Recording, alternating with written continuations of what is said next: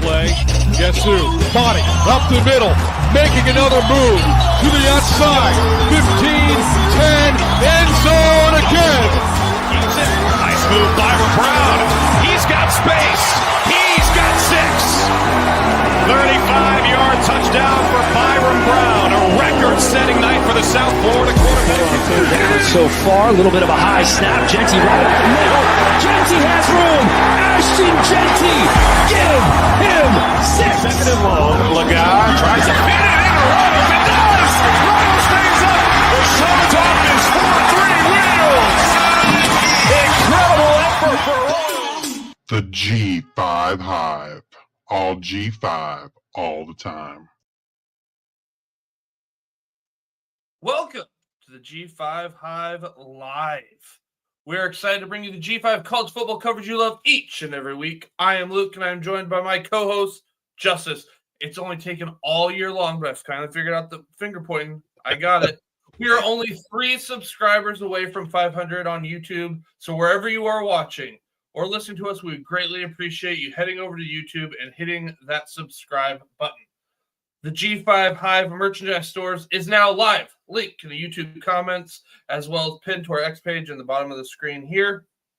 If you're watching us on YouTube, please hit that like and subscribe button like I mentioned earlier. And if you're watching us on X, please give us a follow, a like, and a retweet. And if you're listening to us in podcast form, please rate and review. 5 stars only. We don't want anything less than a 5-star. Just like everything that we give you each and every week, 5 stars, nothing less. All right, well, let's get to the Scooters Coffee Frisco Bowl. In this one, we have Memphis versus West Virginia. That's going to be Tuesday, December 17th. So I know typically we would talk about this next week, but then if you're listening to us late, you might miss this. I mean, it is an 8 p.m. Eastern game or 9 p.m. Eastern game, but we did wanted to get out in front of it. So Memphis versus West Virginia. Injuries heading into this one. We are a G5 only podcast, believe it or not. So it is. I don't have many contacts in the P4 realm. Did my best, but I got nothing for West Virginia. Memphis wise, I'm like, all right, G5. They're G5. I know how to do this. Reached out. They look to be at full strength heading into the game. Looks like people, like no one's got high draft grades. Seems like people are going to play. I expect the normal Memphis team to be out there. Yeah. And so when Memphis has the ball, who do you need to know? Quarterback Seth Hennigan, 4-year starter, a great player for the Tigers, 3,208 passing yards, 23 touchdowns on the year. He's not really a dual threat, but he can run it. He has 129 yards and a rushing touchdown. If you're looking for the guy running the ball, that's going to be none other than friend of the show, Mario Anderson Jr., an outstanding year, his first year and final year at Memphis, 1,292 yards rushing, 17 rushing touchdowns. They feed him, and they feed him a lot, and he most times he comes through for him. And then the other guy I wanted to highlight in that backfield, who was just electric in their last game against Tulane, Greg DeRosiers Jr., 180 yards rushing, 2 touchdowns, 19 catches, 151 yards, and 4 touchdowns. And if you watched them against Tulane, like Tulane could not stop Greg DeRosiers Jr. He was just explosive multiple times that night.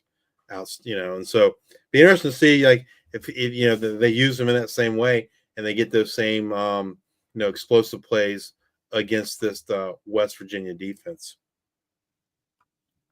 When Memphis is passing the ball, they're led by Rock Taylor, wide receiver, 61 catches, 834 yards, 2 touchdowns. But they have a great number 2 and number 3, and Demir Blakumsa, who had 557 yards and 5 touchdowns, and Kobe Drake, 484 yards and 1 touchdown. And then even tight end Anthony Landfear, 379 yards, and 4 touchdowns. Memphis, from a pure talent standpoint, one of the best in the G5.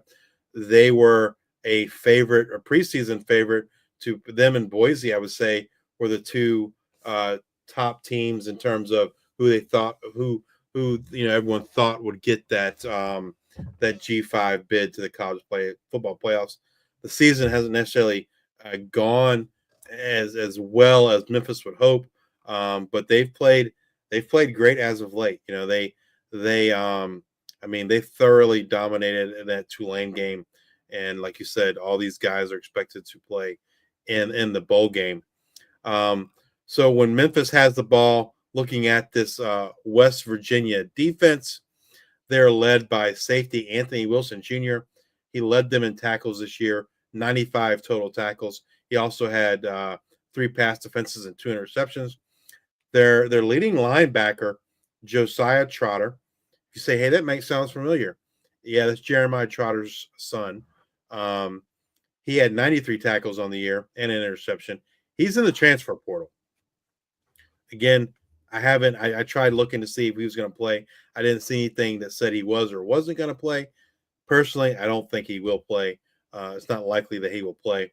So that's going to leave a lot to linebacker Trey Lathan, 72 tackles on the year, 2 sacks. If you look along that defensive line, the guys getting after the quarterback, it starts with TJ Jackson, their number 1 sack guy. He had 38 tackles in the year, 6.5 sacks. And then Sean Martin, 18 tackles, 3.5 sacks. Those are the 2 guys that wreak havoc in that backfield. Now, when West Virginia has the ball, it's led by quarterback Garrett Green. He had been banged up. He did play in their last game. If Garrett Green does not play, I expect he will. This is his final game in college. Personally, don't think he has much of an NFL future. So I kind of expect, if he's able to play, Garrett Green will play. If Garrett Green's not able to play or sits out, then it'll be Nico Martial. But Garrett Green on the year, 1,972 yards passing, 13 touchdowns. He is a dual threat, 656 yards on the ground, and another 5 touchdowns. And Nico, he's played a couple times this year, and if he plays, he can run the ball as well. Not necessarily as dynamic a runner as Garrett Green, and I believe Nico's a lefty. Garrett Green is a righty, I'm pretty sure. Yep. When they're running the ball, they got 2 outstanding running backs. Jaheim White, kind of the more explosive guy. C.J. Donaldson, the bigger back. Jaheim White led them in rushing, 872 yards rushing, 7 touchdowns. C.J. Donaldson Jr., 651 yards and 9 touchdowns. When they're going through the air, they're led by wide receiver Hudson Clement, 570 yards, 5 yards, and 3 touchdowns. Wide receiver Traylon Ray, 426 yards, 4 touchdowns, and tight end Cole Taylor, 404 yards and 3 touchdowns.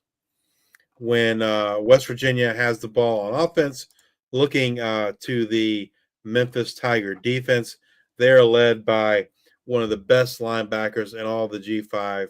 He was actually the American Athletic Defensive Player of the Year, and that's linebacker Chandler Martin.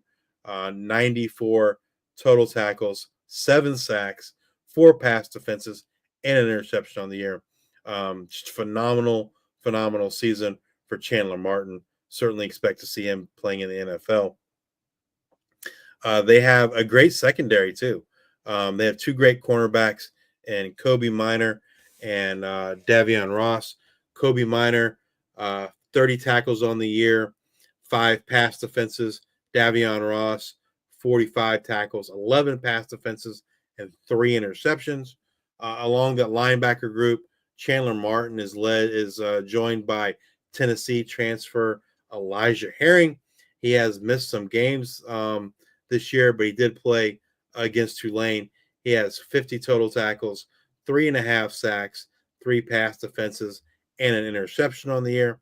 And then as far as causing some havoc in the backfield, look for William Whitlow Jr. on the defensive line, 23 tackles and 4 sacks on the year. Those are the players to know for the Memphis Tigers and the West Virginia Mountaineers. The spread is Memphis minus 2.5 with an over/under of 56.5, and I like Memphis in this game. West Virginia, if you don't know, fired their coach. They have not named their new coach yet. The rumors are it will be Rich Rodriguez, Jacksonville State. And supposedly Jacksonville State has a team meeting set for 9 a.m. tomorrow. And so, if that's going to be the case, if it's going to be Rich Rod going back to West Virginia, we should get official word of that tomorrow morning. If you don't know, Rich Rodriguez was the head coach at West Virginia. He left West Virginia, went to Michigan, and then I think went to Arizona, and then he ended up, I think, at UL Monroe as like an OC, and then Jacksonville State, where he's been for the last several years. But he might reunite, might get rehired there at West Virginia. Stay tuned to that. I think Memphis is just number one. I think Memphis is the more talented team. I think they'll be the more motivated team as well. So give me the Memphis Tigers. I think they'll just be a chip on the shoulders there. And like you said, they're got a lot of guys coming back for this game. And yeah, they beat Iowa State, I believe, last year. I think they go out and beat another Big 12 team this year. Yep, I agree. All right. A little bit shorter of a show for us this week. Thank you all for tuning in all year long. But come back and join us next week as we discuss what happened in that Army-Navy game and the salutes to Veteran Bowl, as well as look forward to the next set of G5 Bowl games. And as always, we bring you up to date on all the latest news and happenings in the world of G5 college football. Again, if you're watching us on YouTube, please hit that like and subscribe button. We are 3 away from 500. Help us get to 500. If you're watching us on X, please give us a retweet, a like, and a follow. And if you're listening to us on Apple Podcasts, Spotify, please subscribe. Leave those 5-star ratings and reviews. Thank you all for your support. Until next time, we are the G5 Hive.